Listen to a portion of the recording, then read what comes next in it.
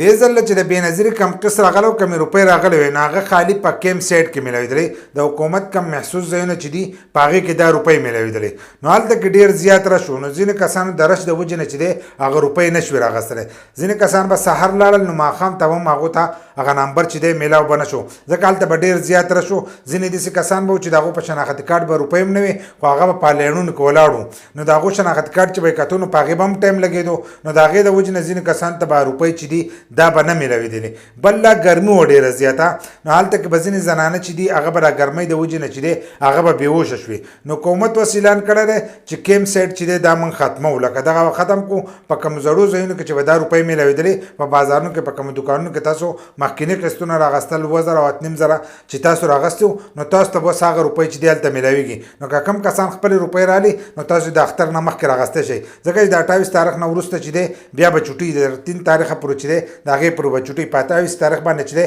هم تاسو خپلې روپۍ راغستی شئ بیا په 3 تاریخ باندې چې دی دا روپۍ به دوباره کولاویږي او که دوباره کولاو شي نو دا به تاسو ته هم په دغه ځایونو کې چې دي دا روپۍ به میلاویږي دا اصل کې د دې لپاره شروع کړو ځینې کسانو به شکایت د دې په باره کې کولو چې زموږ نه روپۍ چې دي دا کټ کوي 1500 روپۍ چې دي دا به ځینې کسانو کټ کولی نو د هغې د وجې نه به شکایتونه ډېر زیات جمع کېدل نو هغو کیمپ سایټ کولاو کړو خو ګرمي وه د ګرمۍ د وجې نه چې دی هغه اوس دوباره چې دی دغې دوکانونو ته حواله کړو خو هغې سره یې دا وینا هم کړې ده چې کله تاسو روپۍ راغلی نو د هغې سره به خپل